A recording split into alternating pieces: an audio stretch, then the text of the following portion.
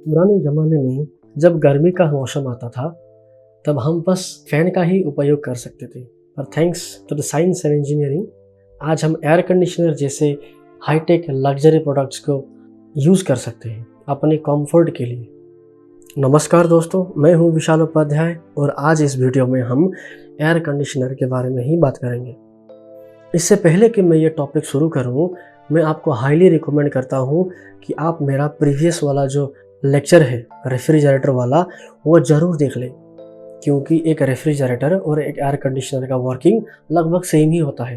कुछ ही डिफरेंस रहते हैं, उनके बारे में तो आपको पता चल ही जाएगा, जिसका लिंक आपको ऊपर कार्ड पे, नीचे डिस्क्रिप्शन में और कमेंट सेक्शन में आपको मिल जाएगा। तो जिन्होंने वो वाला वीडियो देख लिया है उन्हें तो ये वाला डायग्राम बहुत ही अच्छे से समझ में आ रहा होगा, पर जिन्होंने नहीं देखा है उनके लिए मैं फिर भी एक बार सिंपल लैंग्वेज में इसे समझा देता हूँ।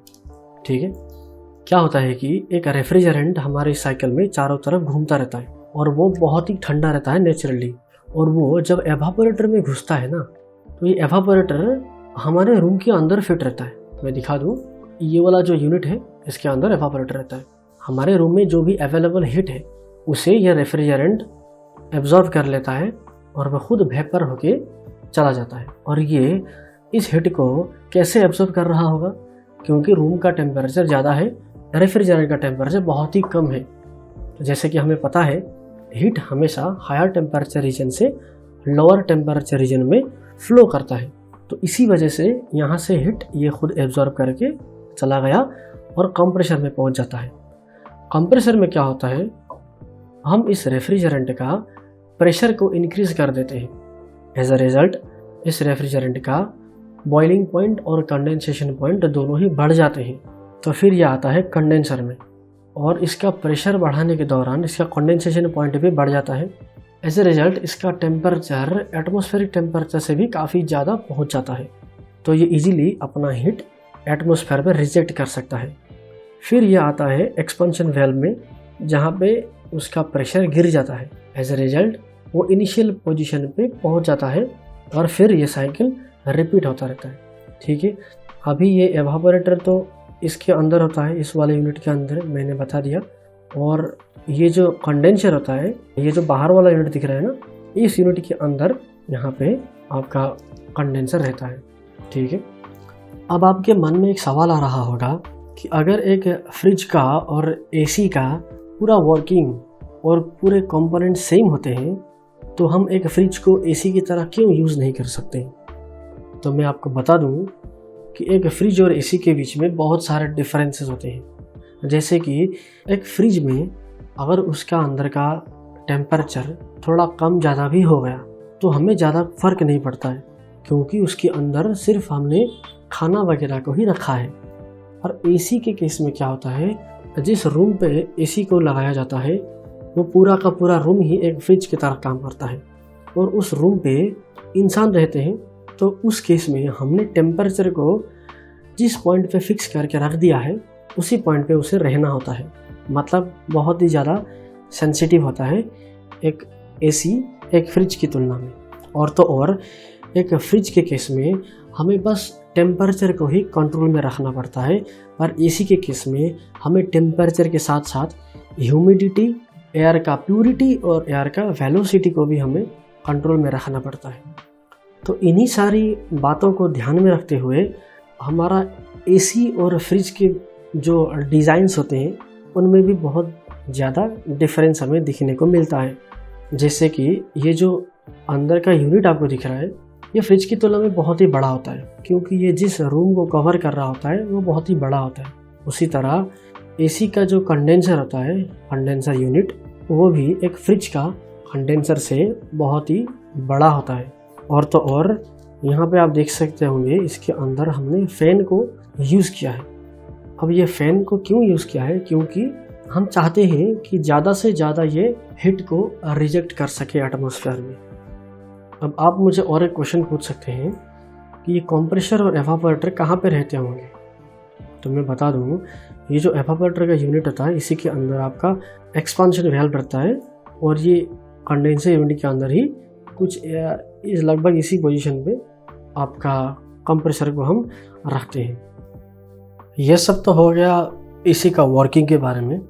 अब बात करते हैं कुछ और, जैसे कि जब आप एक एसी खरीदने जाते हो तो आपको वहाँ पे कुछ टर्म्स लिखे हुए दिखे होंगे, जैसे कि 1 ton of AC, 1.5 ton of AC, split AC, inverter AC.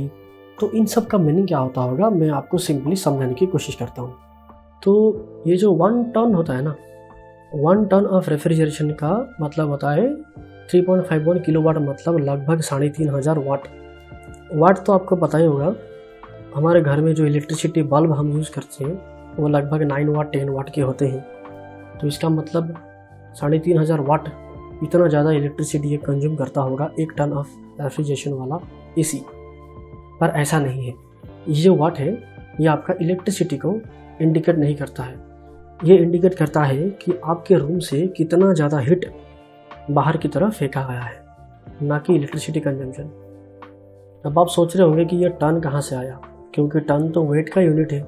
तो मैं आपको बता दूँ, अगर आप एक रूम में 1 टन ऑफ आइस को रखते हैं, वो भी 0 डिग्री सेंटीग्रेड में, और उसको अगर कन्वर्ट करना है पानी में, वो भी 0 डिग्री सेंटीग्रेड वाला पानी है, वो भी 24 घंटे के अंदर, तो जितना हीट वो आइस एब्जॉर्ब कर रहा है उसी को हम कहते हैं 1 टन ऑफ रेफ्रिजरेशन, मतलब लगभग 3500 वाट। तो इसीलिए ये वाट का मतलब इलेक्ट्रिसिटी कंजम्पशन नहीं है। जो स्प्लिट एसी होता है उसका मतलब ये होता है कि हमारा जो एसी रहता है ना, उस पर एक पोर्शन अंदर रहता है, एक पोर्शन बाहर रहता है, जैसे कि ये वाला अंदर वाला पोर्शन हुआ, ठीक है। तो जो नॉन स्प्लिट एसी रहता है उसे हम एक्चुअली कहते हैं विंडो एसी। उसे हम इस तरह से विंडो में फिट करके रहते हैं। इसका आप देख सकते हैं, एक पोर्शन बाहर की तरफ निकला हुआ है और एक पोर्शन अंदर की तरफ निकला हुआ है। तो यहाँ पे कंडेंसर और एवापोरेटर एक ही साथ एक ही यूनिट में रहते हैं, ठीक है। तो ये स्प्लिट एसी नहीं हुआ। पर नॉर्मल जिस तरह का एसी हम देखते हैं घर पे या कहीं और ऑफिस वगैरह पे, एक यूनिट अंदर रहता है, एक यूनिट बाहर रहता है, तो इसीलिए उसे हम कहते हैं स्प्लिट एसी। और ये जो इन्वर्टर एसी होता है ना, उसे समझने के लिए हमें थोड़ा वर्किंग पे आना होगा। मैं यहाँ पे दिखा दूँ, आपने सपोज एसी को एक पर्टिकुलर टेम्परेचर में सेट करके रख दिया, मानो 24 डिग्री सेंटीग्रेड पे। तो क्या होता है, ये कंप्रेसर चलता रहता है, पूरा साइकिल चलता रहता है, और रूम का टेम्परेचर 24 पे आने के बाद ये कंप्रेसर रुक जाता है। फिर जब रूम का टेम्परेचर धीरे धीरे इंक्रीज होता है, मानो 25-26 हो गया, तो उसके बाद ये कंप्रेसर फिर से चालू होता है और पूरा साइकिल फिर से चलने लगता है और रूम का टेम्परेचर फिर से गिरने लगता है। ये हुआ आपका कन्वेंशनल एयर कंडीशनर। पर इन्वर्टर वाला एसी में क्या होता है, जब टेम्परेचर 24 पे आके पहुंच जाता है, तब ये कंप्रेसर पूरी तरह रुक नहीं जाता, इसका स्पीड कम हो जाता है। बस इसका स्पीड बहुत ही कम हो जाता है, पर रुक नहीं जाता। इससे क्या एडवांटेज मिलता है, मैं आपको एक एग्जाम्पल के थ्रू समझा देता हूँ। मानो आप एक बाइक चला रहे हैं और 1 किलोमीटर के दायरे के अंदर आपको बहुत बार रुकना पड़ रहा है, मानो 3-4 बार रुकना पड़ रहा है। तो इस पे आप नोटिस कर सकते हैं कि आपका फ्यूल कंजम्पशन ज़्यादा होता है जब आप ऐसे गाड़ी चलाते हैं। तो पर अगर आप उस 1 किलोमीटर रास्ते को कंटिन्यूसली पार करते हैं तो आपका फ्यूल कंजम्पशन उतना ज़्यादा नहीं होता है, मतलब आपको माइलेज ज़्यादा मिलता है। उसी तरह एक इन्वर्टर एसी में जहाँ पे कंप्रेसर टोटली रुक नहीं जाता है, वहाँ पे आपका इलेक्ट्रिसिटी का जो कंजम्पशन होता है वो कम होता है, मतलब आपका एसी और ज़्यादा एफिशिएंट हो जाता है, ठीक है। अब इस एयर कंडीशनर के जो अलग अलग पार्ट्स होते हैं, जैसे कि कंप्रेसर हुआ, एक्सपेंशन वाल्व हुआ, वो भी एक रेफ्रिजरेटर से बहुत ही अलग होते हैं। उनमें क्या अलग होते हैं और वो सब कैसे काम करते हैं, इन सब के बारे में हम किसी और वीडियो में डिटेल्स में डिस्कस करेंगे। अगर आपको मेरा एफर्ट थोड़ा भी पसंद आया हो तो मुझे अच्छा लगेगा अगर आप मेरे वीडियो को लाइक और चैनल को सब्सक्राइब करें। मिलते हैं अगले वीडियो में, तब तक के लिए नमस्कार, धन्यवाद।